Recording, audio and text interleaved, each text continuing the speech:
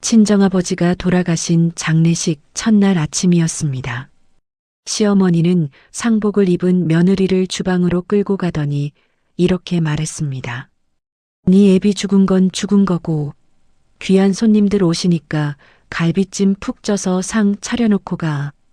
아버지의 마지막 가시는 길에도 며느리를 종처럼 부리려 한 시어머니, 남편마저 곁에서 비웃기만 했습니다. 그런데 서유는 울지 않았습니다. 서유는 펄펄 끓는 갈비찜 솥의 손잡이를 맨손으로 움켜쥐더니 거실 한복판으로 집어 던져버렸습니다. 그리고 시어머니를 똑바로 노려보며 말했죠. 그 잘난 밥 당신이 평생 직접 끓여 먹어. 빈털터리로 쫓겨난 서유는 과연 어떻게 시댁에 천벌을 내렸을까요? 끝까지 들으시면 소름이 돋으실 겁니다. 지금 어디에서 듣고 계신지 댓글로 남겨주시면 그곳에 건강과 행운이 가득하길 바랍니다. 영상이 마음에 드신다면 구독과 좋아요도 꼭 부탁드립니다. 새벽 5시 시댁의 넓은 주방에는 가스불 위에 올라간 커다란 갈비찜 솥에서 뽀글뽀글 기름진 국물이 끓어오르고 있었습니다. 창밖은 아직 어둠이 걷히지 않았고 찬바람이 유리창 틈새로 스며들어 주방 바닥 타일을 싸늘하게 식히고 있었죠.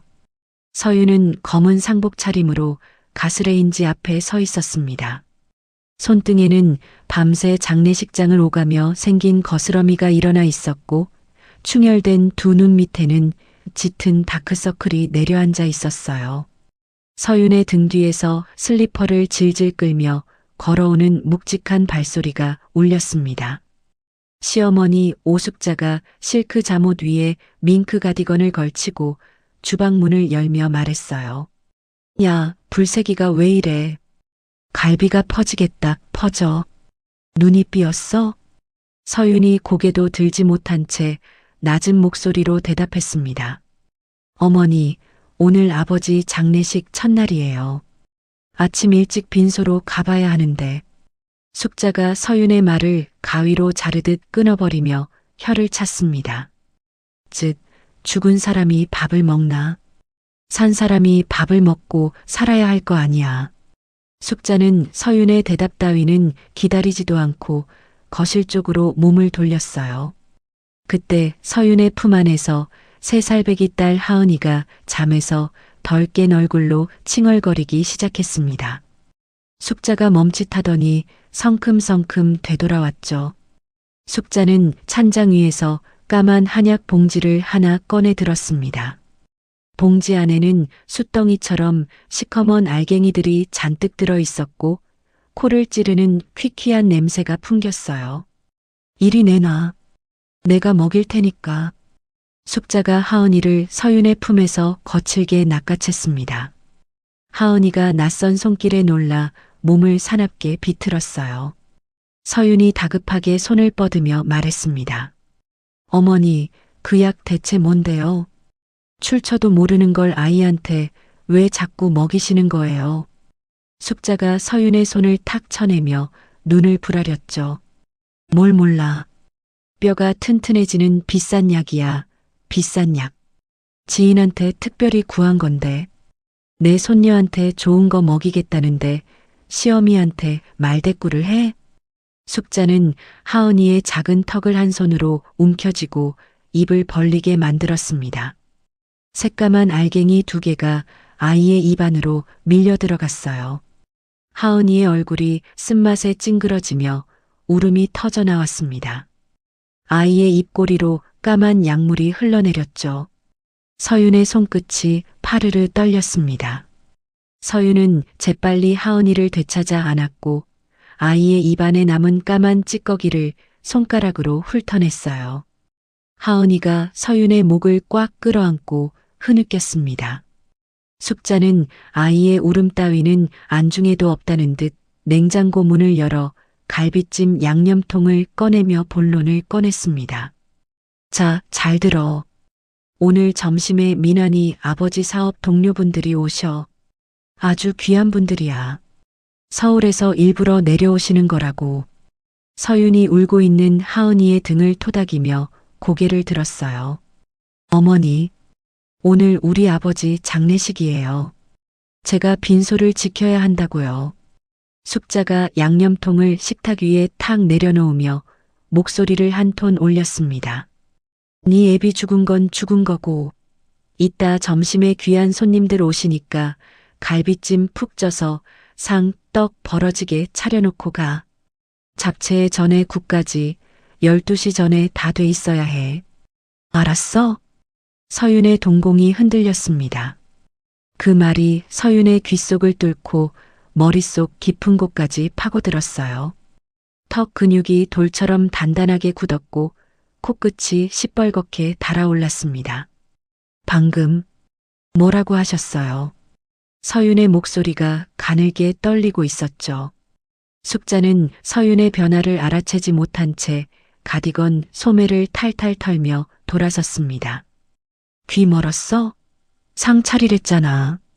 밥 한 번 제대로 못 해놓으면 그때는 나한테 혼나, 진짜. 서윤은 가스레인지 위에서 뽀글뽀글 끓고 있는 갈비찜 솥을 내려다보았습니다. 커다란 무쇠솥 안에서 기름진 국물이 펄펄 끓으며 뜨거운 증기를 내뿜고 있었어요. 서윤은 하은이를 조심스럽게 주방 구석 의자에 내려놓았습니다. 아이의 이마에 입술을 가만히 대었다가 뗐죠. 그리고 천천히 가스레인지 앞으로 걸어갔습니다. 서윤의 맨손이 무쇠솥에 뜨거운 손잡이를 움켜쥐었어요. 지글거리는 열기가 손바닥을 태웠지만 서윤은 이를 악물었습니다. 뭐 하는 거야, 이년아. 숙자의 비명이 터졌습니다. 서윤은 있는 힘을 다해 무거운 무쇠솥을 번쩍 들어 올렸어요. 팔뚝의 핏줄이 불끈 솟아올랐습니다. 서윤은 그대로 몸을 돌려 거실을 향해 솥을 내던졌죠. 쾅! 솥이 거실 한복판 대리석 바닥에 뒤집어지며 귀가 먹먹해질 만큼 굉장한 굉음이 울렸습니다. 기름진 갈비찜 국물이 사방팔방으로 튀어 벽지를 적셨고 끈적한 양념이 하얀 소파 위로 줄줄 흘러내렸어요. 갈비 덩어리들이 바닥 곳곳에 나뒹굴며 번들거리는 기름 자국을 남겼습니다. 숙자가 기겁하며 뒷걸음질 쳤죠. 실크 잠옷 위에 갈비찜 국물이 튀어 얼룩이 번졌고 숙자의 입이 벌어진 채 다물어지지 않았습니다. 소란을 듣고 2층에서 내려온 남편 민환이 거실의 참상을 보며 얼어붙었어요. 야, 서윤아, 너 지금 미쳐. 서윤이 민환의 말을 끊으며 숙자를 똑바로 노려보았습니다. 서윤의 눈에서는 눈물이 마르고 없었고 대신 서늘한 빛이 감돌았죠. 귀한 손님? 우리 아빠 마지막 가시는 길보다 귀한 손님이 세상에 어딨어. 서윤의 목소리가 주방 전체를 꽉 채웠습니다. 그 잘난 밥 당신이 평생 직접 끓여 먹어. 나는 이제 안 해. 숙자의 얼굴이 하얗게 질렸어요. 평생 고분고분하기만 하던 며느리의 입에서 이런 말이 나올 줄은 상상도 못한 표정이었습니다. 이 인연이 감히 시어미한테. 숙자가 손을 번쩍 들어 올렸습니다. 서윤은 눈 하나 깜짝하지 않고 숙자의 손목을 정확하게 잡아내렸어요. 다시는 이 손으로 우리 하은이 얼굴에 손대지 마. 다시는. 숙자의 손목에서 서윤의 손가락이 떨어져 나갔습니다. 민환이 겁먹은 눈으로 서윤을 바라보며 한 발 뒷걸음질 쳤어요. 서윤은 거실 한편 선반 위에 놓여있던 친정아버지의 유품 상자를 열었습니다. 상자 가장 위에 갈색으로 빛바랜 낡은 가죽 다이어리 한 권이 놓여 있었죠. 서윤은 아무 말 없이 그것을 집어 자신의 가방 안에 쑤셔 넣었습니다. 서윤은 하은이를 의자에서 안아 올려 품에 꼭 안았어요. 현관을 향해 걸어가는 서윤의 팔을 민환이 잡아챘습니다. 야, 어디 가는 거야? 엄마한테 당장 무릎 꿇고 사과부터 해. 서윤이 민환의 손을 뿌리치며 눈을 마주쳤죠. 민환의 손가락이 허공을 움켜쥐었습니다. 비켜. 내 앞에서 당장 비켜. 서윤은 현관문을 박차고 나섰어요. 등 뒤에서 숙자의 날카로운 악다구니가 쏟아졌습니다. 야, 이년아. 다시는 이 집 문턱에 발도 못 들여놓을 줄 알아. 죽어도 못 들어와. 서윤은 단 한 번도 뒤돌아보지 않았습니다. 꼿꼿한 등을 세운 채 대문을 지나 골목으로 나섰죠. 택시를 잡아탄 서윤은 창밖을 바라보았습니다. 이른 아침 거리에 가로등 불빛이 희미하게 흔들리고 있었어요. 서윤의 손바닥에는 뜨거운 솥 손잡이를 잡으며 생긴 시뻘건 화상 자국이 선명하게 남아 있었습니다. 서윤은 그 손을 꽉 쥐었죠. 손톱이 화상 위를 파고들었지만 서윤의 표정에는 미동조차 없었습니다. 장례식장에 도착한 서윤은 아버지의 영정사진 앞에 무릎을 꿇었어요. 문상객 하나 없이 텅 빈 빈소였습니다. 국화꽃 향이 쓸쓸하게 떠돌았고 형광등 불빛만이 차갑게 내리쬐고 있었죠. 서윤이 영정사진 속 아버지의 얼굴을 올려다보았습니다. 참았던 눈물이 두 볼을 타고 흘러내렸어요. 아빠, 미안해. 마지막 가시는 길에 제대로 함께 있어드리지도 못했어. 서윤은 이를 악물며 눈물을 거칠게 닦아냈습니다. 다시는 누구한테도 짓밟히지 않을게. 아빠, 딸, 이제부터 완전히 달라질 거야. 차갑게 식어가는 장례식장의 밤 공기가 서윤의 상복깃을 파고들었습니다. 하은이가 서윤의 품에서 스르르 잠이 들었고 서윤은 아이의 머리카락을 천천히 쓸어내렸어요. 서윤의 눈빛이 달라져 있었습니다. 눈물 자국 위로 차갑고 예리한 빛이 번지고 있었죠. 평생을 시댁의 종처럼 고개 숙이고 살아왔던 나약한 며느리의 얼굴은 이미 그 어디에도 남아있지 않았습니다. 장례식을 모두 마치고 시댁으로 돌아온 날 저녁이었습니다. 서윤은 하은이를 안은 채 아파트 복도를 걸어왔죠. 현관 앞에 도착한 서윤의 손가락이 비밀번호 버튼을 눌렀지만 잠금 해제음은 울리지 않았습니다. 한 번, 두 번, 세 번을 다시 눌러봐도 냉정한 경고음만 되풀이되었어요. 서윤의 손끝이 멈췄습니다. 현관문 옆 바닥에는 서윤의 옷가지와 하은이의 장난감 몇 개가 쑤셔 넣어진 짐가방 3개가 아무렇게나 내팽개쳐져 있었죠. 철컥. 안쪽에서 문이 열렸습니다. 남편 민환이 팔짱을 낀 채 문틀에 기대섰고 그 뒤로 숙자가 거실 소파에 다리를 꼬고 앉아 손톱을 다듬고 있었어요. 야, 잘 왔다. 민환이 코웃음을 치며 서류 뭉치 하나를 서윤의 가슴팍에 밀어붙였습니다. 이게 뭔데? 서윤이 서류를 펼쳐들었어요. 서윤의 눈동자가 빠르게 흔들렸습니다.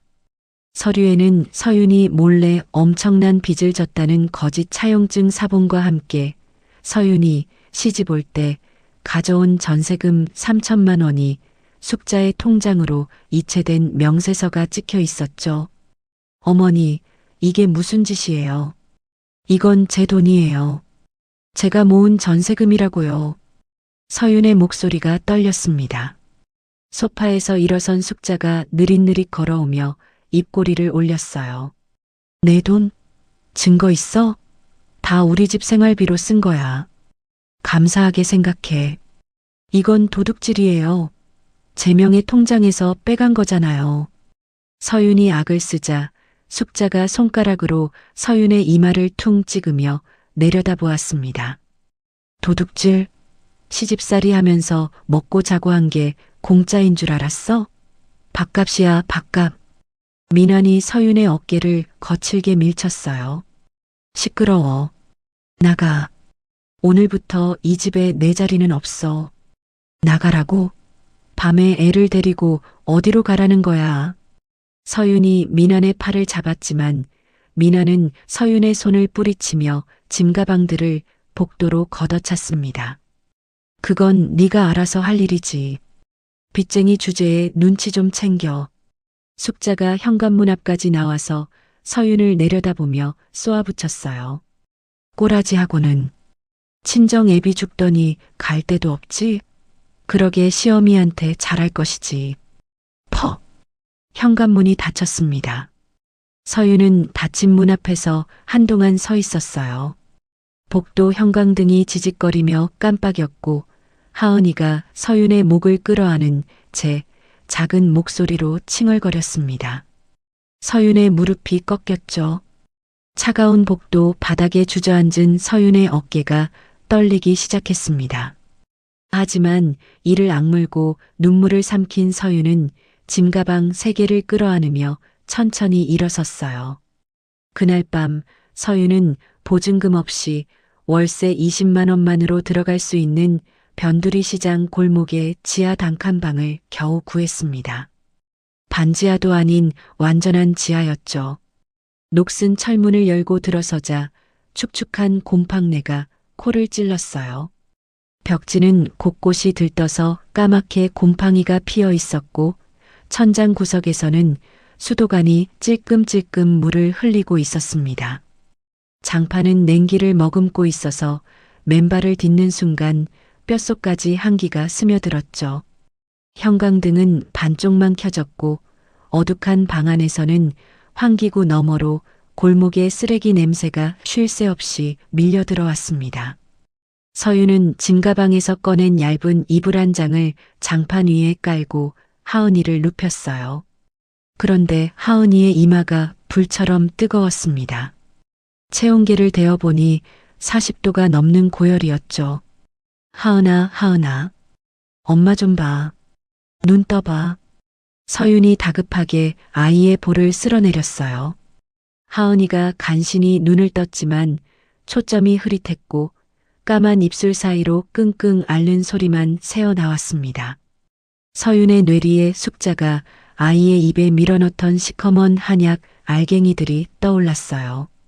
출처도 모르는 그 까만 약을 아이가 벌써 여러 번이나 먹은 거였죠. 설마 그 약 때문에. 서윤의 심장이 쿵 내려앉았습니다. 당장 병원에 데려가야 했지만 지갑 안에 남은 돈은 10,000원짜리 2장과 1,000원짜리 몇 장뿐이었어요. 서윤은 수건에 찬물을 적셔 아이의 이마 위에 올렸습니다. 하은이의 작은 손이 서윤의 손가락을 힘없이 쥐었죠. 서윤의 눈에서 뜨거운 눈물이 줄줄 흘러내렸어요. 소리를 내면 아이가 놀랄까봐 이불을 입에 물고 어깨를 들썩이며 소리 죽여 오열했습니다. 바로 그 시각이었죠. 서울 시내 최고급 한우 오마카세 레스토랑의 프라이빗 룸에서 숙자와 민환이 마주 앉아 있었습니다. 테이블 위에는 금박이 올라간 한우 코스 요리와 값비싼 샴페인 병이 줄줄이 놓여 있었어요. 숙자가 샴페인 잔을 높이 들어 올리며 입꼬리를 늘어뜨렸습니다. 며느리년 패물이랑 전세금 합치니까 꽤 쏠쏠하네. 역시 돈은 굴릴 줄 알아야 해. 민환이 한우 한 점을 입에 넣으며 킥킥거렸죠. 그러게. 벌써 빈털털이 됐을 텐데 꼬라지 볼만하겠다. 숙자가 샴페인을 한 모금 들이키며 콧바람을 내쉬었습니다. 전현이 감히 갈비찜 솥을 엎어? 평생 밥 빌어먹게 될 거야. 두고 봐. 두 사람의 잔이 짤그랑 부딪히는 소리가 화려한 조명 아래로 울려 퍼졌어요. 같은 시간 지하 단칸방에서 하은이의 열이 조금씩 내려가기 시작했습니다. 서윤은 밤새 찬물 수건을 갈아가며 아이 곁을 지켰죠. 동이 트기 직전 하은이가 간신히 눈을 뜨며 가느다란 목소리로 불렀습니다. 엄마, 하은아, 괜찮아. 엄마 여기 있어. 서윤이 아이를 품에 꼭 끌어안았어요. 하은이가 다시 잠든 것을 확인한 서윤은 짐가방을 뒤지기 시작했습니다. 약이라도 살 돈이 남아있나 주머니를 뒤적이다가 가방 맨 밑바닥에서 손끝에 거친 가죽 질감이 잡혔죠. 장례식 날 무심코 챙겨왔던 아버지의 낡은 가죽 다이어리였습니다.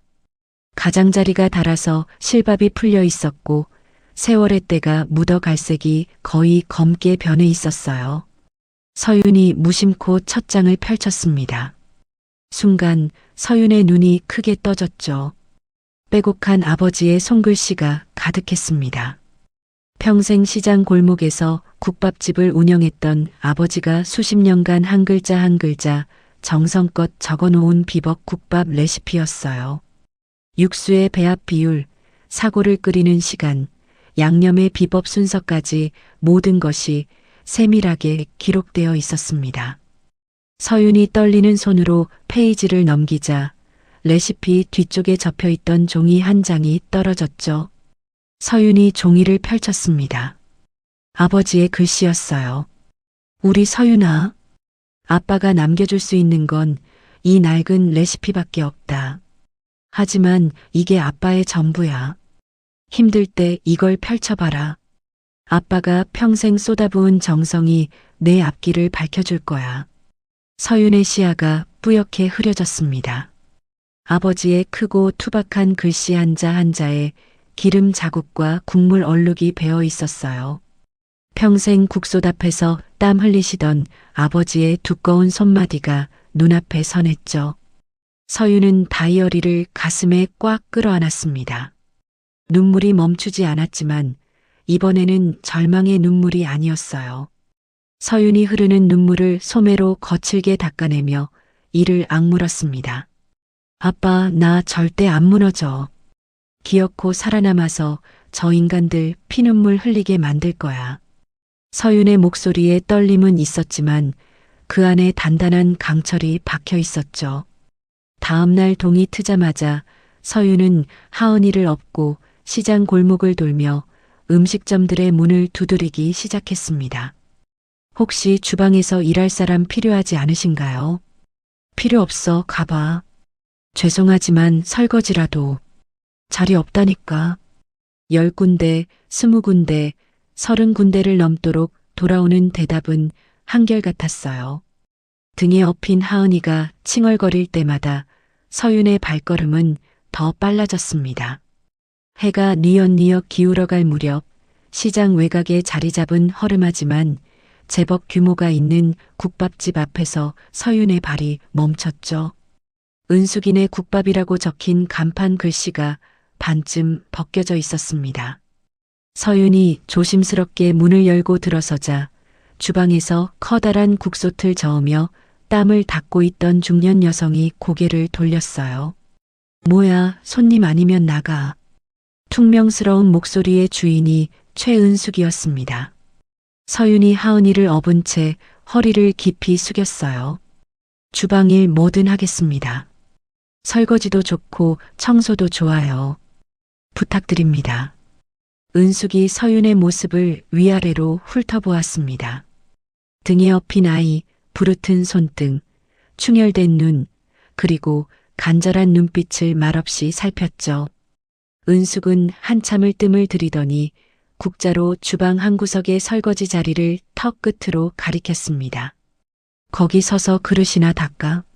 일 못하면 바로 쫓아낼 거야. 서윤의 입술이 떨렸어요. 고개를 깊이 숙이며 목이 메인 목소리로 말했습니다. 감사합니다. 정말 감사합니다. 서윤은 하은이를 주방 구석 빈 의자에 조심스럽게 내려놓고 곧바로 산처럼 쌓인 그릇 더미 앞에 섰어요. 뜨거운 국솥에서 피어오르는 하얀 수증기가 서윤의 얼굴을 감쌌습니다. 서윤의 가슴 안쪽에서 무언가가 꿈틀거리기 시작했죠. 가방 속 아버지의 낡은 다이어리가 묵직한 무게로 서윤의 등을 받치고 있었습니다. 서윤이 은숙의 국밥집에서 주방 보조로 일하기 시작한 지 한 달이 지났습니다. 매일 새벽 4시에 일어나 사골뼈를 씻고 점심 장사가 끝나면 산더미 같은 그릇을 닦았죠. 서윤의 손등은 뜨거운 물과 세제에 절어 갈라지고 터져서 밤마다 하은이가 엄마 손에서 피가 난다며 울먹였어요. 그래도 서윤은 단 하루도 빠지지 않았습니다. 하은이를 주방 구석 작은 의자에 앉혀두고 틈날 때마다 아버지의 다이어리를 펼쳐 레시피를 외우고 또 외웠죠. 어느 점심 장사가 끝난 오후였습니다. 은숙이 주방에서 육수를 맛보다가 인상을 찡그리며 국자를 내려놓았어요. 이상하네. 오늘 육수가 왜 이렇게 밍밍하지? 설거지를 하던 서윤이 고개를 돌려 조심스럽게 말했습니다. 사장님, 혹시 오늘 물을 넣는 타이밍이 평소보다 빨랐던 건 아닌가요? 무가 너무 일찍 들어가면 단맛이 먼저 빠져서 뒷맛이 얇아져요. 은숙이 눈을 동그랗게 뜨며 서윤을 바라보았죠. 네가 그걸 어떻게 알아? 한번 맛을 보면 어떤 재료가 얼마나 들어갔는지 대충 느낌이 와요. 아버지가 국밥집을 하셨거든요. 서윤이 국솥 앞으로 가서 국자로 육수를 한 모금 떠 맛보았습니다. 서윤의 눈이 가늘어지더니 고개를 천천히 끄덕였어요. 물을 지금 건져내고 대파 흰 부분을 한 줌만 더 넣으시면 깊은 맛이 다시 살아날 거예요. 은숙이 반신반의하며 서윤이 시키는 대로 했습니다. 10분 뒤 은숙이 육수를 다시 맛보는 순간 눈이 휘둥그레졌죠. 이게 어떻게 된 거야? 맛이 완전히 달라졌잖아. 은숙이 국자를 내려놓으며 서윤의 얼굴을 빤히 들여다보았어요. 서윤아, 너 보통이 아니구나. 이런 미각은 아무나 가지고 있는 게 아니야. 서윤이 고개를 숙이며 대답했습니다. 아버지한테 어릴 때부터 맛보는 훈련을 받았어요. 그게 전부예요. 은숙이 고개를 절레절레 흔들며 혀를 내둘렀죠. 훈련만으로 되는 게 아니야, 이건. 타고난 거라고. 그날 이후 은숙은 서윤에게 설거지 대신 육수 맛보기를 맡기기 시작했습니다. 서윤의 손을 거쳐간 육수는 하루가 다르게 깊어졌고 단골 손님들이 국물 맛이 확 좋아졌다며 엄지를 치켜 세웠어요. 하지만 그 무렵 서윤의 마음 한켠에는 늘 얼음장 같은 불안이 깔려 있었습니다. 민환이 언제든 다시 나타날 거라는 사실을 서윤은 알고 있었죠. 예감은 정확했습니다. 어느 저녁 장사를 마치고 설거지를 하던 서윤의 앞에 검은 정장 차림의 민환이 대형 로펌 소속 변호사를 대동하고 나타났어요.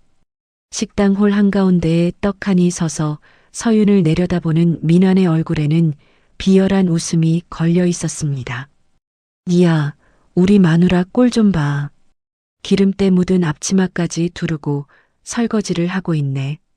민환이 콧바람을 내쉬며 서류 봉투를 서윤의 젖은 손 위에 거칠게 밀어붙였죠. 서윤이 봉투를 열었습니다.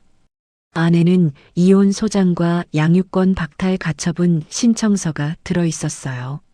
서윤의 손가락 끝이 서류 위에서 미세하게 떨렸습니다.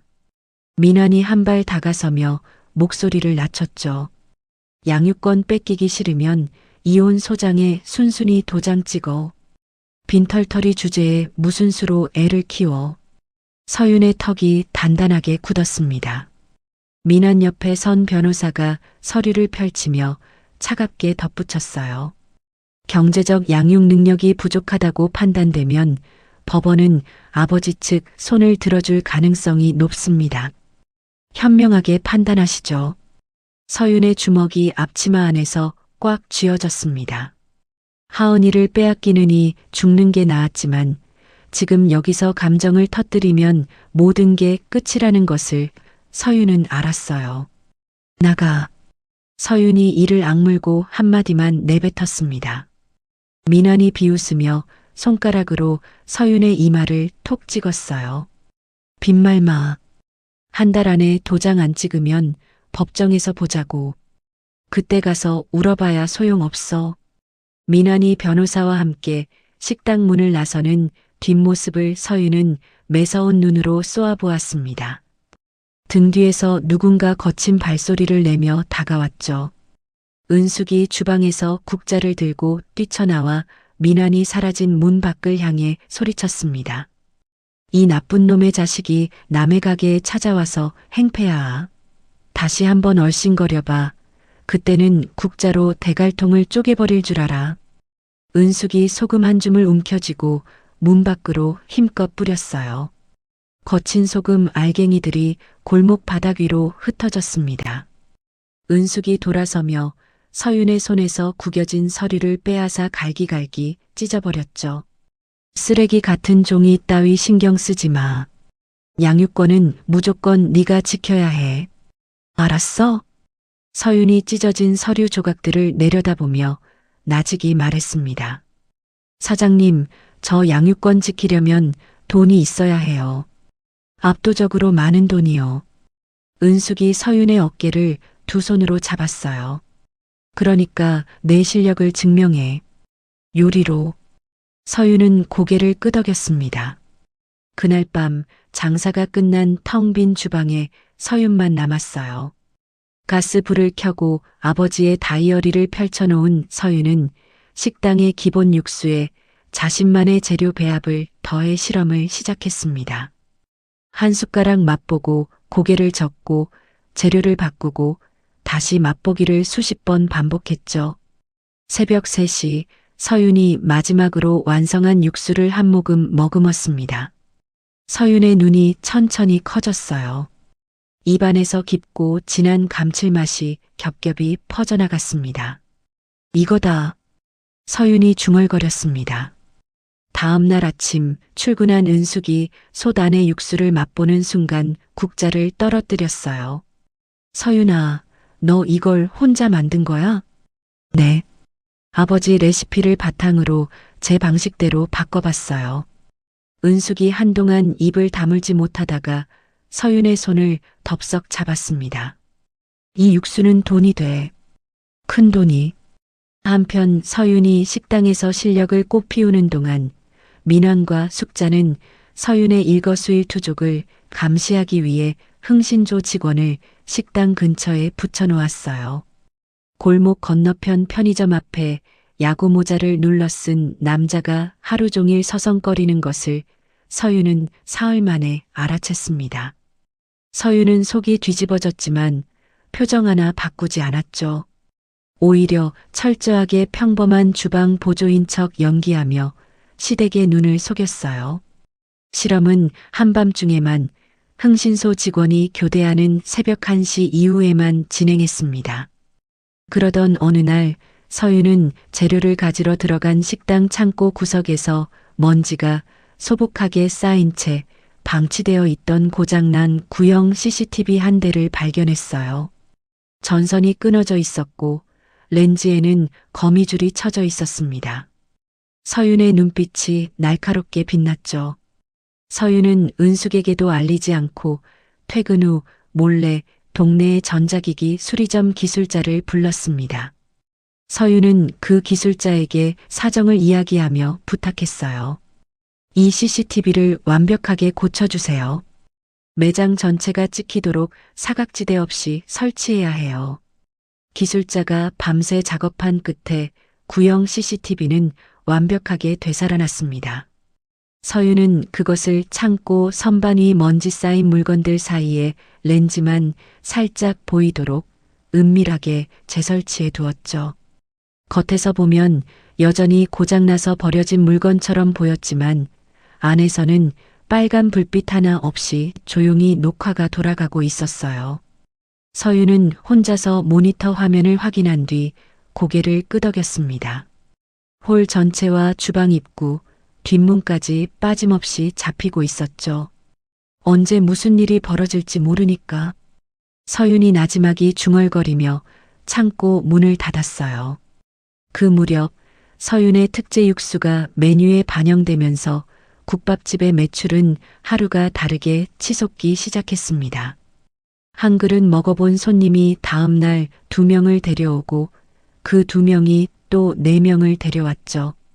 시장 상인들 사이에서 은숙이네 국밥 맛이 완전히 달라졌다는 소문이 퍼졌어요. 매출 장부의 숫자가 가파르게 올라가는 것을 본 은숙이 서윤의 등을 탁 치며 말했습니다. 서윤아, 이 기세면 내일은 건 신메뉴를 내놓을 수 있겠어. 서윤이 뜨거운 국솥의 수증기 너머로 고개를 들며 작게 미소 지었죠. 아직 멀었어요. 좀 더 완벽하게 만들어야 해요. 서윤의 도약이 눈에 보이기 시작한 바로 그 시점이었습니다. 숙자가 사립학교 교사로 일하는 자신의 딸 유진에게 전화를 걸어 독이 묻은 지시를 내렸어요. 유진아, 그년의 식당을 박살내야 해. 엄마가 시키는 대로만 해. 며칠 뒤 짙은 선글라스를 끼고 마스크를 두른 강유진이 서윤의 국밥집 건너편 골목의 모습을 드러냈습니다. 유진은 전봇대 옆에 기대선 채 식당의 출입구와 뒷문, 직원들의 동선을 차갑게 살피고 있었어요. 유진의 입꼬리가 비틀어지며 올라갔습니다. 이혼 소장이 날아오고 일주일이 지난 주말 아침이었어요. 출근한 서윤을 은숙이 조용히 사장실로 불렀습니다. 사장실이라고 해봤자 창고 옆 허름한 방 한 칸이었지만 은숙의 표정은 그 어느 때보다 진지했죠. 은숙이 책상 서랍에서 서류 한 장을 꺼내 서윤의 앞에 펼쳐놓았습니다. 서윤아, 이거 봐. 서윤이 서류를 들여다보았어요. 신메뉴 개발 위임 계약서였습니다. 서윤에게 식당 주방의 모든 권한을 넘기고 수익의 일정 비율을 서윤의 몫으로 정산하겠다는 내용이 적혀 있었죠. 사장님, 이건... 서윤의 눈이 커졌습니다. 은숙이 서윤의 손을 두 손으로 꽉 잡으며 말했어요. 서윤아, 내 뒤엔 내가 있어. 저런 버러지들한테 쫄지 말고 내 요리나 똑바로 해내. 은숙의 투박한 손바닥에서 전해오는 온기가 서윤의 손등을 감쌌습니다. 서윤의 코끝이 시큰해졌지만 눈물 대신 단단한 미소를 지었죠. 사장님, 후회 안 하실 거예요. 반드시 해내겠습니다. 은숙이 서윤의 손등을 탁 치며 웃었어요. 후회는 무슨... 네가 못하면 내가 직접 국자로 때릴 테니까 걱정 마. 든든한 조력자를 얻은 서윤은 그날부터 본격적으로 아버지의 레시피를 현대적으로 재해석한 프리미엄 국밥 신메뉴 개발에 착수했습니다. 매일 새벽마다 사골뼈의 굵기와 양을 달리하며 육수를 끓이고 양념의 배합 비율을 그램 단위로 조절했죠. 서윤의 절대 미각은 혀끝에 닿는 미세한 차이까지 잡아내며 완벽에 가까운 맛을 만들어갔어요. 열흘간의 밤샘 끝에 완성된 서윤의 프리미엄 국밥이 메뉴판에 올랐습니다. 결과는 놀라웠죠. 첫날 점심 한 그릇을 맛본 손님이 숟가락을 내려놓지 못하고 국물까지 싹싹 비워냈어요. 그 손님이 오후에 지인 5명을 데리고 다시 왔습니다. 사흘 만에 입소문이 시장 전체로 퍼졌고 일주일이 지나자 점심시간마다 식당 앞에 50m가 넘는 대기줄이 늘어섰죠. 줄 서서 먹는 국밥집이 시장에 생겼대. 거기 육수가 장난이 아니래. 시장 상인들이 서로에게 귀띔했어요. 매출은 하루가 다르게 뛰었고 은숙은 서윤의 어깨를 두드리며 연신 감탄했습니다. 서윤아, 장사한 지 20년 만에 이런 대기줄은 처음이야. 서윤이 땀을 닦으며 국솥 앞에서 대답했어요. 아직 시작이에요, 사장님. 더 잘할 수 있어요. 서윤의 눈에 자신감이 차오르기 시작했습니다. 하은이가 밤에 열없이 곤히 잠들고 통장에 월급이 찍힐 때마다 서윤은 양육권 소송을 준비할 힘이 한 뼘씩 자라나는 것을 느꼈죠.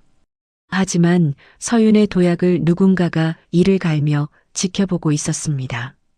그날은 오후 3시 브레이크 타임이었어요.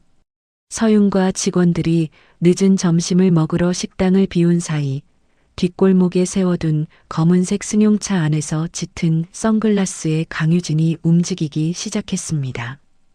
유진은 트렁크에서 검은 비닐봉지 2개와 뚜껑이 닫힌 플라스틱 채집통 하나를 꺼내 들었죠. 마스크를 코 위까지 끌어올린 유진은 주위를 두리번거리다가 뒷문 쪽으로 빠르게 스며들었어요. 삐걱. 뒷문이 열렸습니다. 유진은 장갑을 낀 손으로 냉장고 옆에 놓인 신선한 육수통의 뚜껑을 열었어요. 그 안에는 내일 장사에 쓸 서윤의 정성이 담긴 육수가 가득 차 있었죠. 유진이 검은 비닐봉지에 매듭을 풀었습니다. 봉지 안에서 코를 틀어막게 만드는 썩은 냄새가 솟아올랐어요. 시커멓게 변색되고 진물이 흐르는 부패한 고기 덩어리들이 봉지 안에 가득했습니다. 유진은 눈 하나 깜짝하지 않고 그 썩은 고기 덩어리들을 육수통 안에 거침없이 쏟아부었어요. 이 맛 좀 봐라, 서윤아. 유진이 코웃음을 치며 중얼거렸죠. 이어서 유진은 플라스틱 채집통의 뚜껑을 열었습니다. 안에서 바스락바스락 소리를 내며 수십 마리의 바퀴벌레가 꿈틀거리고 있었어요. 유진은 주방 조리대 위 홀 테이블 구석, 찬장 안쪽에 바퀴벌레들을 한 움큼씩 뿌려댔습니다. 갈색 바퀴벌레들이 사방으로 흩어지며 벽과 바닥을 타고 기어다니기 시작했죠. 범행을 마친 유진은 장갑을 벗어 비닐봉지에 쑤셔 넣고 뒷문으로 빠져나왔습니다. 차에 올라탄 유진은 곧바로 관할 구청 위생과에 전화를 걸었어요. 은숙이네 국밥이라는 식당인데요. 주방에 바퀴벌레가 들끓고 고기에서 악취가 나요. 당장 점검 좀 나와주세요. 유진이 전화를 끊으며 선글라스 너머로 식당을 바라보았습니다. 유진의 입꼬리가 잔인하게 올라갔죠. 저녁 5시 저녁 장사를 준비하기 위해 주방으로 돌아온 서윤의 코에 가장 먼저 비릿하고 역겨운 악취가 훅 끼쳤어요. 이 냄새가 뭐야? 서윤이 주방 안으로 들어서는 순간 경악했습니다. 조리대 위로 갈색 바퀴벌레 떼가 줄지어 기어다니고 있었고 육수통 안에서는 부글부글 부패한 가스가 올라오며 구역질 나는 악취를 뿜어내고 있었어요.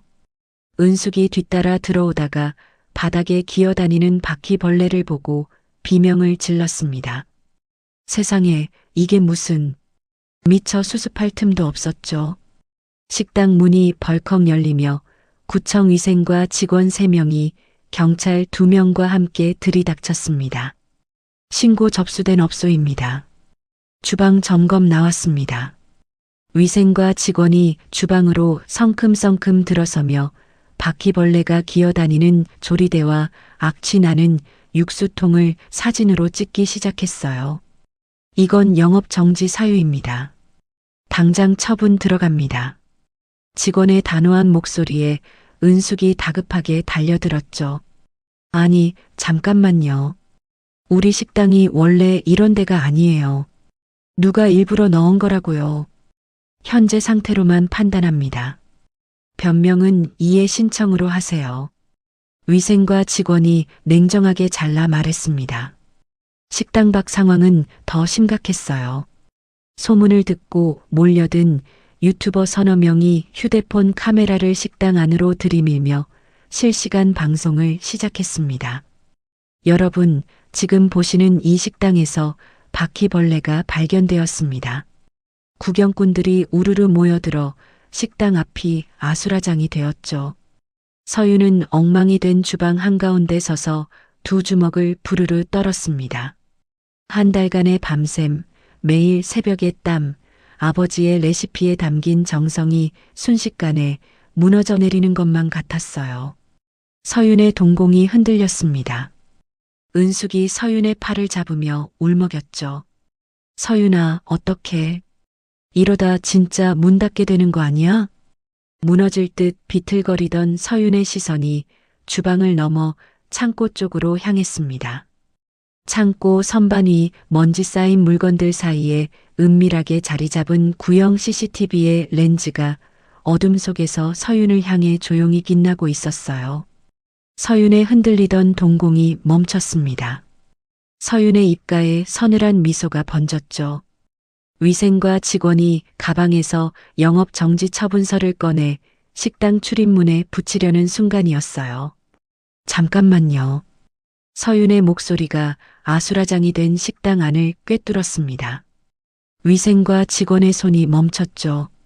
서윤은 주방을 가로질러 창고 안으로 성큼 들어갔어요. 먼지 쌓인 선반 위에서 구형 CCTV에 연결된 소형 모니터를 꺼내든 서윤이 홀 한가운데 테이블 위에 그것을 탁 올려놓았습니다. 이걸 먼저 보시고 판단하셔도 늦지 않습니다. 서윤이 모니터 전원을 켰어요. 화면이 밝아지자 위생과 직원과 경찰의 시선이 일제히 모니터에 꽂혔습니다. 오후 3시 15분 뒷문으로 몰래 스며드는 선글라스 쓴 여자의 모습이 선명하게 찍혀 있었죠. 여자가 검은 비닐봉지에서 썩은 고기 덩어리를 꺼내 육수통에 쏟아붓는 장면, 채집통에서 바퀴벌레를 주방 곳곳에 뿌리는 장면이 한치의 흔들림도 없이 녹화되어 있었어요. 이게 위생과 직원이 눈을 크게 뜨며 모니터에 코를 들이밀었습니다. 외부인이 고의로 투입한 겁니다. 우리 식당의 위생 문제가 아니에요. 서윤이 차분하지만 단호한 목소리로 말했죠. 경찰 한 명이 모니터 속 여자의 얼굴을 가리키며 물었어요. 이 사람이 누군지 아십니까? 서윤의 시선이 식당 밖으로 향했습니다. 유리문 너머 구경꾼 틈에 섞여 팔짱을 끼고 서 있던 선글라스 쓴 여자가 보였어요. 유진이었죠. 유진은 식당이 망하는 꼴을 즐기려고 현장을 떠나지 않은 거였습니다. 서윤이 식당 문을 벌컥 열고 나갔어요. 인파를 헤치며 유진의 앞에 선 서윤이 유진의 팔을 움켜잡았습니다. 뭐야? 나. 유진이 몸을 비틀었지만 서윤의 소나기는 쇠집게처럼 풀리지 않았죠. 서윤은 유진을 그대로 식당 홀 안으로 끌고 들어왔어요. 유진의 선글라스가 바닥에 떨어져 미끄러졌습니다. 서윤이 유진을 모니터 앞에 세웠습니다. 화면 속에서 썩은 고기를 붓고 있는 여자의 얼굴과 지금 서윤 앞에 서 있는 유진의 얼굴이 정확하게 일치했어요. 유진의 얼굴에서 핏기가 싹 빠졌죠. 허위 신고, 영업 방해. 아가씨, 이 영상 경찰에 넘어가면 그 잘난 사립학교 선생님 자리는 어떻게 될까? 서윤의 목소리는 얼음장처럼 차가웠습니다. 이건 오해야. 나 아니거든. 영상 조작한 거 아니야? 유진이 악을 쓰며 발버둥 쳤어요. 서윤이 주머니에서 휴대폰을 꺼내 스피커폰 버튼을 눌렀습니다. 녹음 파일이 재생되기 시작했죠. 형, 바퀴벌레 한 50마리면 돼요? 썩은 고기는 제가 미리 구해놓을게. 유진의 목소리였어요. 그래, 위생과 신고는 내가 타이밍 맞춰서 넣어줄 테니까 너는 브레이크 타임에 넣고 빠져. 흥신소 브로커의 목소리가 뒤이어 흘러나왔습니다. 녹취록이 재생되는 동안 유진의 무릎이 힘을 잃었어요. 유진은 그 자리에서 주저앉아 버렸죠. 이 정도면 충분하시죠? 서윤이 경찰을 향해 고개를 돌렸습니다. 경찰 2명이 서로 눈짓을 주고받더니 유진에게 다가갔어요. 강유진, 업무방해 및 허위 신고 혐의로 긴급 체포합니다. 일어나세요. 딸깍. 수갑이 유진의 양손목에 채워졌습니다. 유진의 눈이 공포로 뒤집혔어요. 안 돼. 나 교사야.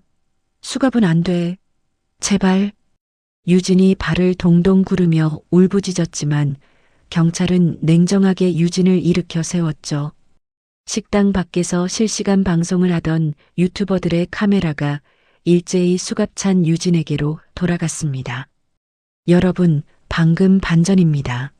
바퀴벌레를 직접 풀었던 범인이 현장에서 체포되었습니다.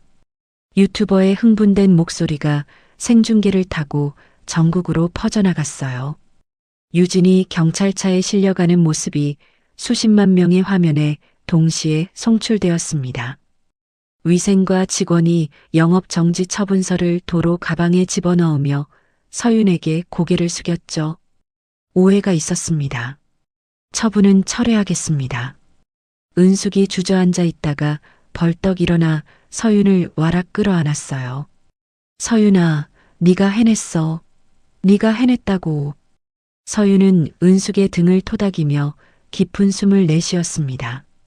다음 날 전국의 주요 뉴스와 온라인 커뮤니티에 기사가 도배되었어요. 사립학교 교사, 국밥집에 바퀴벌레 풀고 허위 신고 신우이의 엽기적 영업방해, CCTV에 딱 걸려 같은 제목들이 실시간 검색어 상위를 차지했죠. 유진은 즉각 파면 처리되어 사회적으로 완벽하게 매장당했습니다. 사건이 알려지면서 오히려 서윤의 국밥집은 전국적인 화제가 되었어요. 억울한 누명을 벗은 국밥집, 맛도 스토리도 있는 식당이라는 호평이 쏟아졌고 전국 각지에서 손님들이 몰려들기 시작했습니다. 매일 저녁 금고에 현금 다발이 쌓여갔고 은숙은 돈을 세다가 손이 저릴 지경이었죠. 그 무렵 서윤은 새 매장 확장을 위해 시장 인근 대형 상가의 임대 계약서에 도장을 찍으며 성공의 첫 발을 내디뎠어요. 같은 시간이었습니다. 유진의 체포 소식에 가슴을 치며 쓰러졌던 숙자는 병원 침대에서 간신히 일어나 텔레비전을 켰어요. 화면에 뜬 뉴스 속보가 숙자의 눈동자를 꿰뚫었죠. 수백억 규모 신도시 상가 분양 사기, 피해자 속출. 숙자가 전 재산을 털어 투자했던 바로 그 상가 분양 사업이었습니다. 숙자의 입에서 비명이 터져 나왔어요. 아니야. 이건 아니야. 숙자가 떨리는 손으로 은행에 전화를 걸었지만 돌아온 대답은 냉혹했습니다. 고객님 명의 계좌 잔액은 현재 3,200원입니다. 전화기가 숙자의 손에서 미끄러져 바닥에 떨어졌죠. 며칠 뒤 숙자의 호화로운 대저택 현관문과 거실 유리창에 빨간 압류 딱지가 무자비하게 붙기 시작했어요. 숙자가 유진의 합의금이라도 마련하려고 아는 사람들에게 돈을 빌리러 다녔지만 사기 소식이 퍼진 뒤로는 전화를 받아주는 사람조차 없었습니다. 서윤은 유진 측에서 보내온 합의 요청서를 읽지도 않고 반으로 접어 쓰레기통에 버렸어요. 합의는 없어. 끝까지 간다.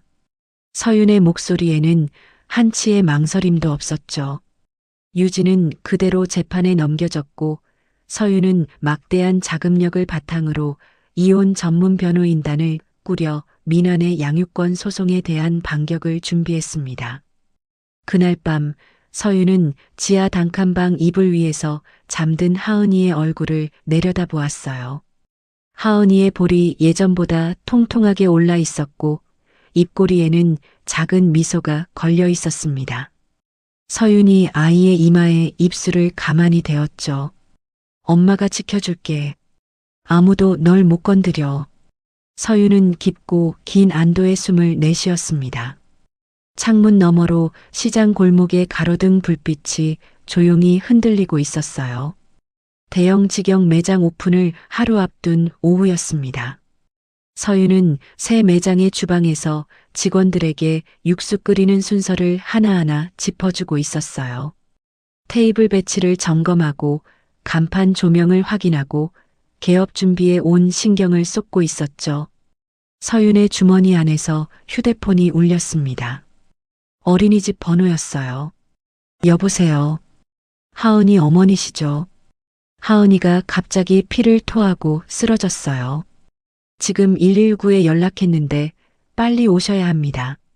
서윤의 손에서 들고 있던 메뉴판이 바닥으로 떨어졌습니다.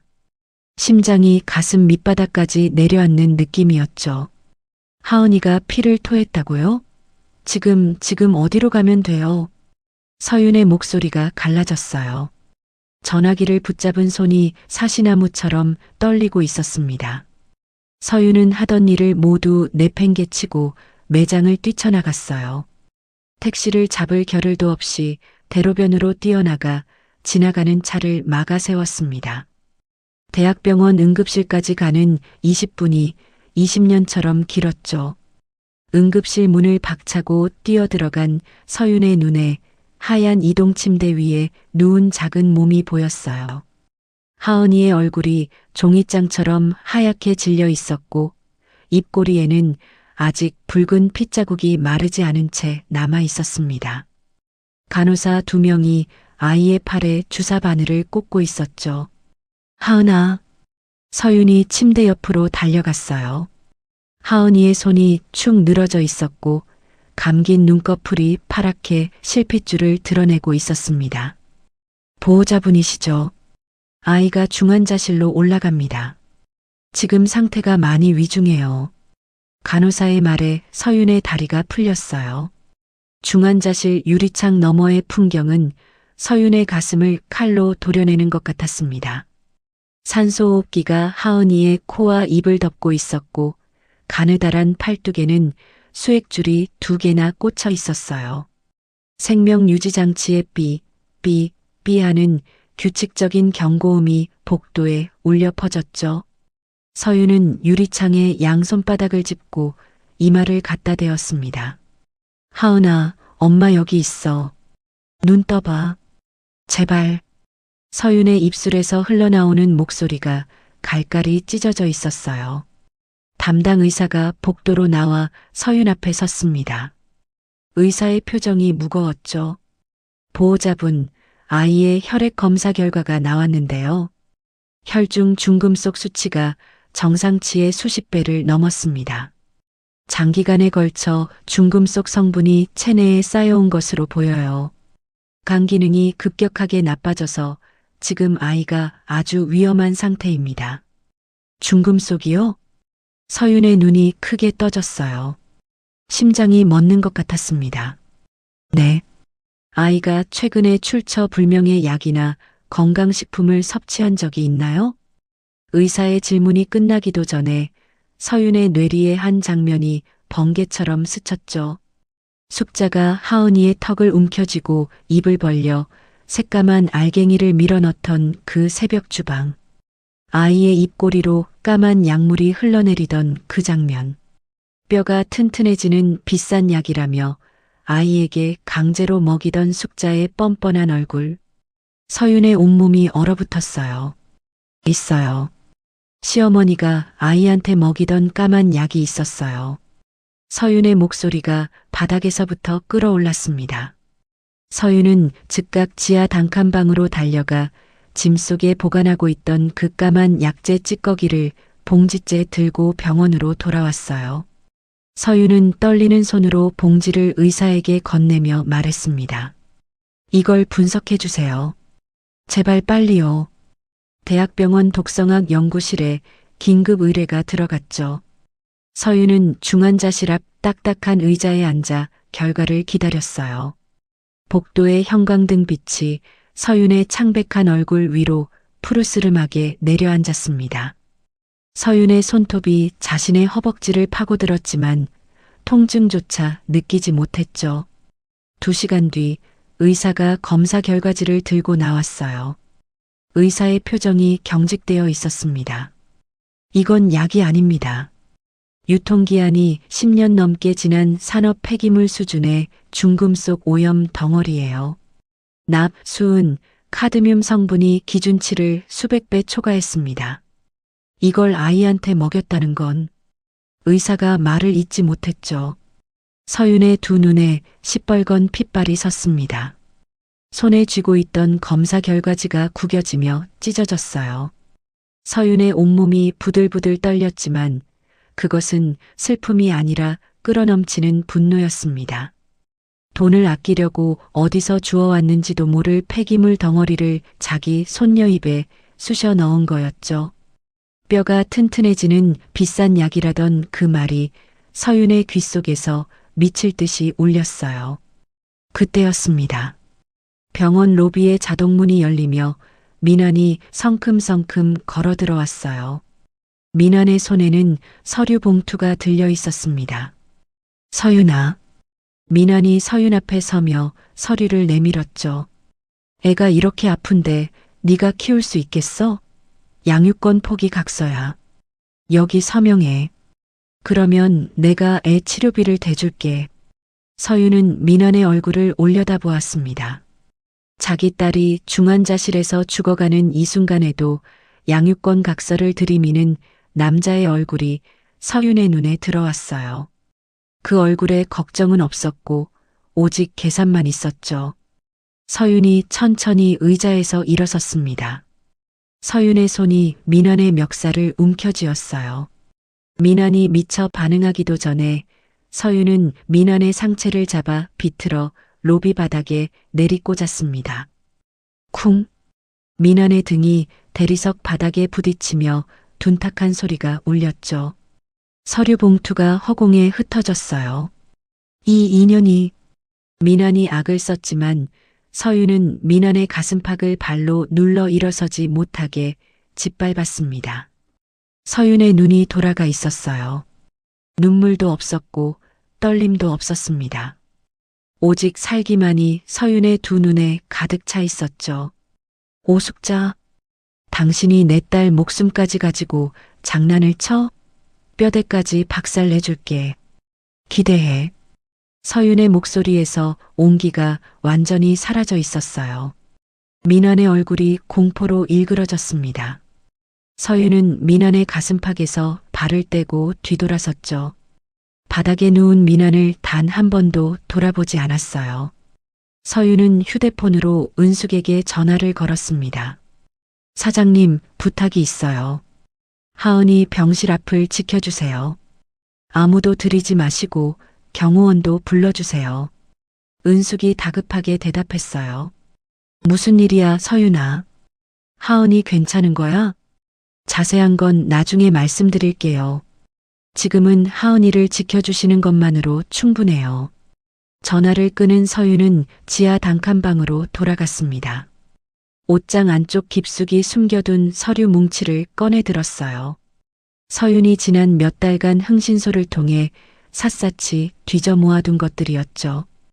민환의 회사 공금 횡령 장부, 숙자의 차명 계좌 탈세 내역, 부동산 위장 거래 기록이 빼곡하게 담긴 서류 뭉치가 서윤의 두 손 안에 있었습니다. 서윤은 서류 뭉치를 가방에 넣고 지퍼를 거칠게 잠갔어요. 중환자실에서 생명유지장치의 경고음이 규칙적으로 울려 퍼지고 있었습니다. 서윤은 유리창 너머 누워있는 하은이를 한번 바라보았죠. 서윤의 입술이 실처럼 얇게 다물렸어요. 서윤은 몸을 돌려 병원 출구를 향해 걸어갔습니다. 서윤의 발걸음은 검찰청과 국세청을 향하고 있었죠. 서윤의 가방 안에서 서류 뭉치가 묵직한 무게로 어깨를 눌렀지만 서윤의 등은 한치도 구부러지지 않았어요. 기적이 일어났어요. 중환자실에 입원한 지 닷새째 되는 새벽 하은이의 간 수치가 극적으로 안정을 되찾기 시작했습니다. 의식을 회복한 하은이가 가느다란 목소리로 엄마를 부르는 순간 서윤은 침대 옆에서 아이의 손을 잡은 채 소리 없이 눈물을 쏟았죠. 엄마, 배고파. 그래, 우리 하은이. 엄마가 맛있는 거 해줄게. 많이 먹자. 서윤이 아이의 이마에 입술을 대며 웃었어요. 하은이가 일반 병실로 옮겨진 것을 확인한 서윤은 은숙과 경호원에게 병실을 맡긴 뒤 곧장 움직였습니다. 그날 오전 서윤은 검찰청 민원실의 문을 열었어요. 접수 창구 앞에 선 서윤이 가방에서 서류 뭉치를 꺼내 담당 직원 앞에 펼쳐놓았습니다. 시댁 식구들의 횡령 증거와 차명 탈세 장부입니다. 전부 원본이에요. 서류를 훑어보던 직원의 눈이 커졌죠. 이건 금액이 상당한데요. 잠깐만 기다려 주십시오. 서윤은 같은 날 오후 국세청에도 숙자의 차명 계좌 내역과 부동산 위장 거래 기록 사본을 접수했어요. 서윤의 서류 뭉치 안에는 민환이 재직 중인 회사의 공금을 빼돌린 횡령 장부, 숙자가 자녀 명의와 지인 명의로 분산해 놓은 탈세 내역, 그리고 두 사람이 서윤의 전세금을 가로채는 과정에서 작성한 허위 차용증까지 빠짐없이 들어 있었습니다. 이틀 뒤 검찰과 국세청의 합동조사가 전격적으로 시작되었죠.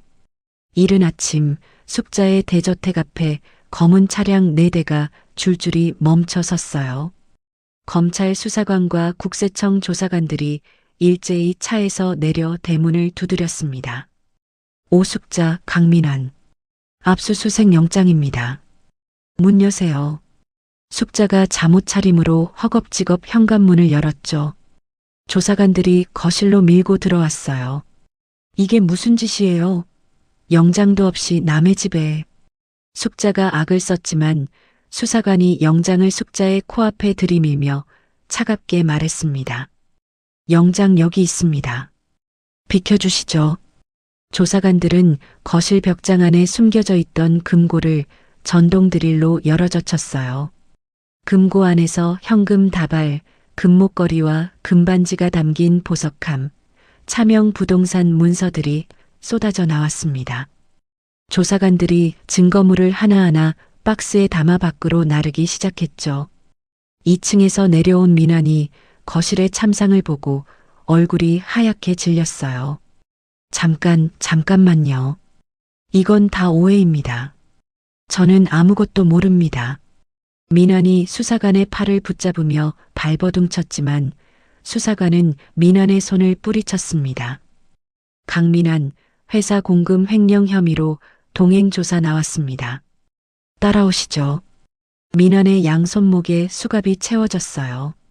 같은 시각 국세청은 숙자가 빼돌린 탈세액과 막대한 추징금을 부과하며 숙자 명의의 남은 부동산과 통장을 모조리 동결해버렸습니다.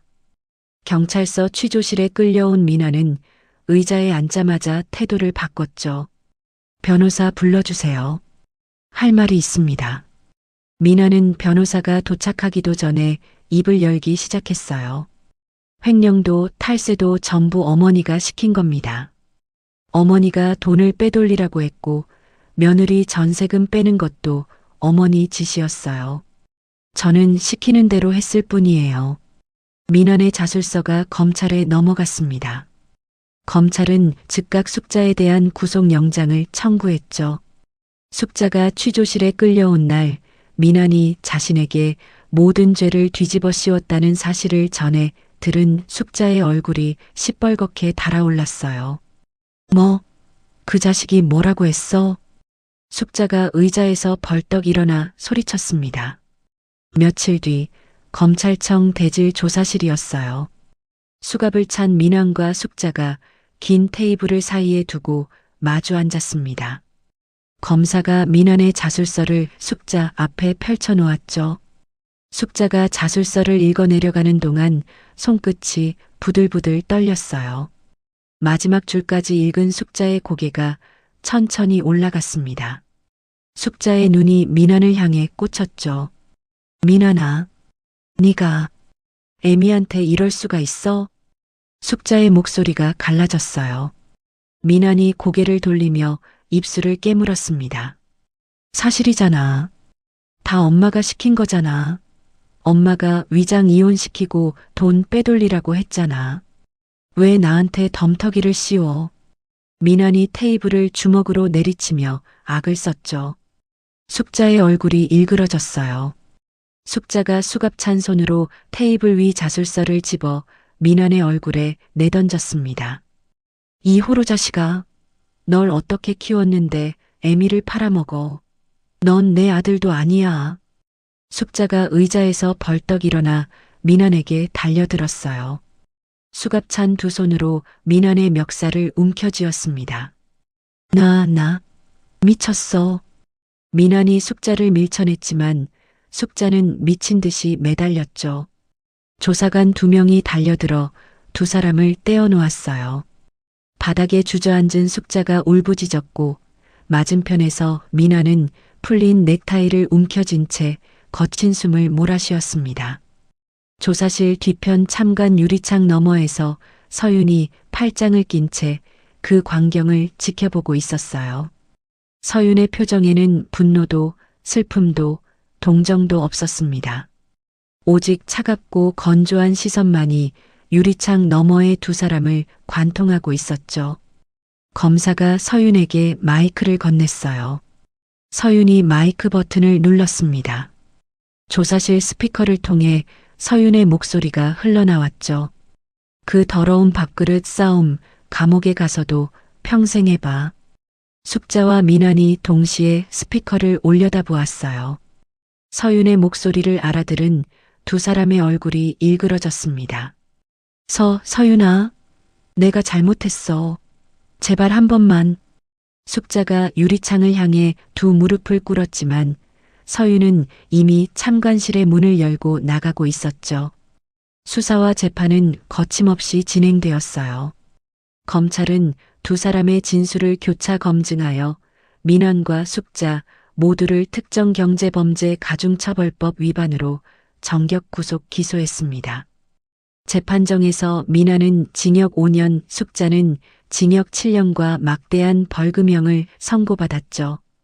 판사가 형량을 읽어내려가는 동안 숙자는 방청석을 향해 억울하다며 발악했지만 법정 경위가 숙자의 입을 틀어막듯 자리로 끌어앉혔어요. 민환은 고개를 떨군 채 한마디도 하지 못했습니다. 서윤의 꼼꼼한 법적 대처로 인해 과거 숙자와 민환이 빼돌렸던 서윤의 전세금까지 징벌적 손해배상금으로 온전히 환수 조치되었어요. 이혼 판결에서도 서윤은 단독 양육권을 확보했죠. 감옥에 들어간 뒤에도 두 사람은 달라지지 않았습니다. 면회실에서 마주칠 때마다 숙자는 민환에게 배은망덕한 놈이라 침을 뱉었고 민환은 숙자를 향해 독한 년이라 욕을 퍼부었어요. 세상에서 가장 끔찍한 원수지간이 되어버린 모자의 꼴을 교도관들조차 혀를 찼죠. 하은이의 건강이 완전히 회복된 날 오후 서윤은 병원 퇴원 수속을 마치고 하은이의 손을 잡았어요.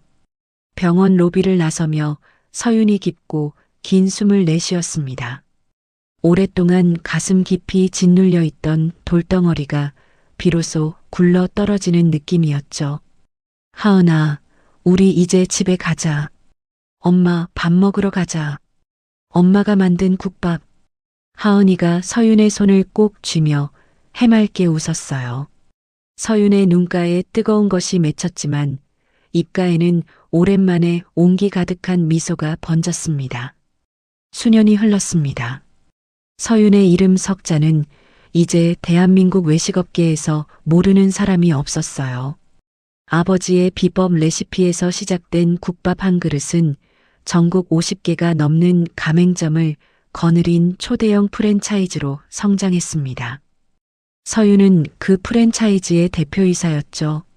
주말 저녁 서윤은 서울 시내 최고급 레스토랑의 프라이빗 룸을 예약했어요. 테이블 위에는 최상급 코스 요리가 정갈하게 차려져 있었고 창밖으로 서울의 야경이 보석처럼 반짝이고 있었습니다. 문이 열리며 은숙이 들어왔어요. 은숙은 어색하게 정장을 차려입고 있었는데 넥타이 매듭이 비뚤어져 있었죠. 야, 서윤아. 이런데 왜 불러? 나는 시장 국밥집이 편한데. 은숙이 의자에 앉으며 투덜거렸습니다. 서윤이 은숙의 맞은편에 앉으며 미소 지었어요. 사장님, 오늘은 제가 꼭 대접하고 싶었어요. 참으시고 앉아 계세요. 은숙이 코를 훌쩍이며 고개를 돌렸죠. 뭘 대접이야? 네가 다 한 건데. 아니에요. 사장님이 아니었으면 저는 지금 여기 없어요. 서윤이 가방에서 서류 봉투 하나를 꺼내 은숙의 앞에 놓았습니다. 은숙이 고개를 갸웃거리며 봉투를 열었어요. 서류를 읽어 내려가던 은숙의 손이 멈췄습니다. 은숙의 눈이 동그랗게 떠졌죠. 이게 뭐야? 서울 최고 상권 한복판에 있는 대형 상가 건물이에요. 사장님 이름으로 명예 이전 다 끝났어요. 서윤의 목소리가 차분했습니다. 은숙의 입이 벌어진 채 다물어지지 않았어요. 서류 위에 찍힌 자기 이름과 수십억 원대 건물의 주소를 번갈아 보던 은숙의 눈에서 굵은 눈물이 뚝 떨어졌죠. 이런 걸 어떻게 해? 서윤아, 이건 너무 큰 거야. 은숙이 입술을 깨물며 고개를 저었습니다. 서윤이 은숙의 투박한 손을 두 손으로 잡았어요. 사장님이 저한테 해주신 건 그보다 훨씬 큰 거였어요. 갈 곳 없는 저한테 일자리를 주고 잘 곳을 주고 믿어주셨잖아요. 이건 제 마음의 10분의 1도 안 돼요. 은숙이 서윤의 손을 꽉 쥐며 한참을 말없이 울었습니다. 서윤도 눈시울이 벌겋게 달아올랐지만 입가에는 따뜻한 미소가 걸려 있었죠. 다음 날 아침이었어요. 서울 한강이 내려다 보이는 고급 펜트하우스의 넓은 거실에 따스한 아침 햇살이 쏟아져 들어왔습니다. 거실 한가운데 놓인 원목 식탁 위에는 서윤이 직접 차린 최고급 아침 식사가 정갈하게 놓여 있었어요. 따뜻한 온돌이 깔린 넓은 거실 바닥에서 훌쩍 자란 하은이가 맨발로 뛰어왔죠. 엄마, 배고파. 빨리 먹자. 하은이가 의자에 올라앉으며 환하게 웃었습니다. 통통하게 살이 오른 볼이 사과처럼 빨갛게 물들어 있었어요. 서윤이 하은이의 앞접시에 음식을 덜어주며 웃었습니다. 천천히 먹어, 하은아. 오늘 엄마가 특별히 맛있게 했거든. 하은이가 한 숟가락 떠먹더니 눈을 동그랗게 뜨며 소리쳤어요. 엄마, 이거 세상에서 제일 맛있어. 서윤이 하은이의 머리카락을 쓸어넘기며 아이의 이마에 입술을 대었습니다. 넓은 유리창 너머로 한강 위에 아침 햇살이 금빛으로 부서지고 있었죠. 바로 그 시각이었습니다. 서울 외곽의 비좁은 골목 안 페인트가 벗겨진 간판 아래로 악취가 진동하는 고시원 건물이 서 있었어요. 기나긴 형기를 모두 채우고 만기 출소한 숙자와 민환이 좁은 복도를 걷고 있었습니다. 숙자의 머리카락은 반백이 되어 푸석푸석했고 민환의 양볼은 쑥 꺼져 있었어요. 두 사람 다 출소 때 입었던 낡은 옷 한 벌이 전부였죠. 고시원 공용 주방에 들어선 숙자의 눈에 싱크대 옆 바닥에 놓인 잔반통이 보였습니다. 다른 고시원 입주자가 버리고 간 것인지 쉰내가 올라오는 밥알과 시든 나물 몇 점이 통 안에 뒤섞여 있었어요. 숙자가 잔반통 쪽으로 손을 뻗었습니다. 비켜. 내가 먼저야. 민환이 숙자의 손을 밀치며 잔반통을 잡아당겼어요. 뭐가 먼저야? 나도 아침부터 아무것도 못 먹었다고.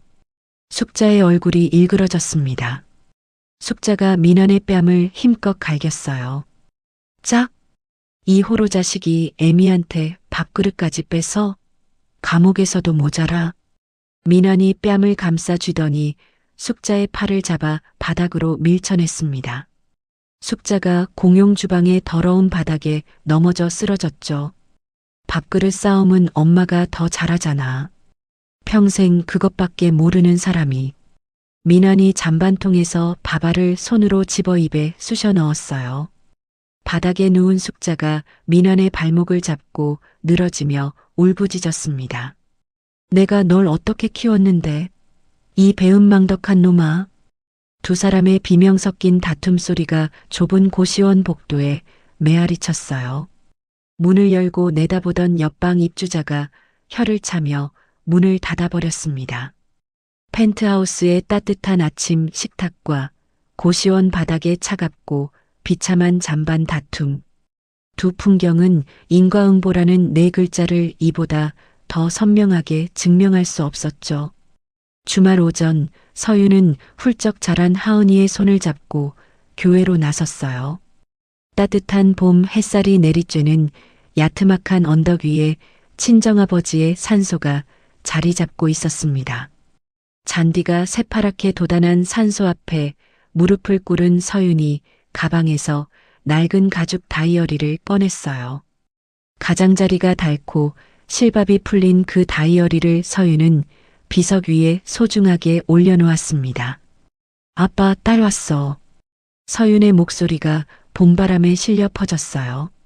아빠가 남겨준 이 레시피 덕분에 나 다시 일어설 수 있었어. 이제야 당당하게 인사할 수 있게 됐어. 서윤의 눈가에 눈물이 맺혔지만 얼굴에는 환한 미소가 번지고 있었습니다. 하은이가 서윤의 옆에 쪼그려 앉으며 비석을 바라보았죠. 엄마, 외할아버지가 우리 보고 계신 거야? 그럼 하늘에서 우리 하은이 이쁜 거 다 보고 계실 거야. 서윤이 하은이의 머리를 쓸어넘기며 대답했어요. 산소 주위로 향긋한 봄바람이 불어왔습니다. 서윤은 눈을 감았어요. 장례식장의 텅 빈 빈소에서 느꼈던 차갑고 비참했던 그 감각이 봄바람 속으로 눈 녹듯 사라지는 것을 느꼈죠. 서윤이 천천히 눈을 떠 하은이를 품에 안았습니다. 산소 너머로 맑고 푸른 하늘이 끝없이 펼쳐져 있었어요. 그 잘난 시댁 손님들 밥상 차려주느라 평생을 버렸었는데 이제야 알겠어요. 내 인생의 진짜 귀한 손님은 나 자신과 바닥에 있던 나를 믿어준 사람들이라는 거리요. 서윤의 독백이 봄바람에 실려 산소 너머로 퍼져갔어요. 비석 위에 올려놓은 낡은 가죽 다이어리 위로 따스한 햇살이 내려앉았습니다. 서윤이 하은이의 손을 잡고 산소 앞에서 일어섰어요. 두 사람의 그림자가 봄 햇살 아래로 나란히 길게 뻗었죠. 서윤의 당당한 뒷모습 위로 따스한 빛이 부서져 내렸습니다. 오늘 사연의 주인공 서윤은 친정아버지의 장례식 날조차 밥상을 차리라며 종처럼 부리던 시어머니와 남편에게 짓밟히고 또 짓밟혔습니다. 전세금을 빼앗기고 아이와 함께 곰팡이 피는 지하 단칸방으로 내몰렸죠. 하지만 서윤은 무너지지 않았습니다. 아버지가 남겨주신 낡은 레시피 한 권을 붙잡고 기어이 일어섰어요. 밑바닥에서 손을 내밀어준 사람의 은혜를 잊지 않았고 끝까지 포기하지 않는 독한 마음 하나로 자신의 힘을 만들어갔죠. 반면 남의 것을 빼앗고 자기 손녀에게까지 해를 끼쳤던 시어머니와 남편은 결국 스스로 파멸의 길을 걸었습니다. 감옥에서 나와서도 잔반통 하나를 두고 서로 물어뜯는 비참한 꼴이 되었죠. 세상에는 변하지 않는 이치가 하나 있습니다. 남의 가슴에 못을 박으면 그 못은 반드시 자기한테 돌아온다는 것이에요. 그리고 아무리 힘든 바닥이라도 진심으로 나를 믿어주는 단 한 사람이 있다면 사람은 다시 일어설 수 있습니다. 오늘 이 사연을 들으시는 여러분도 혹시 지금 힘든 시간을 보내고 계시다면 절대 포기하지 마시길 바랍니다. 어둠이 깊을수록 새벽은 반드시 옵니다. 오늘 사연이 마음에 와닿으셨다면 화면 아래 빨간 구독 버튼과 좋아요를 꾹 눌러주시고 지금 듣고 계신 곳의 날씨가 어떤지 댓글 한 줄 남겨주세요. 여러분의 따뜻한 한마디가 저에게 큰 힘이 됩니다. 항상 건강하시고 사랑하는 가족과 함께 따뜻한 하루 보내시길 진심으로 기원합니다. 감사합니다.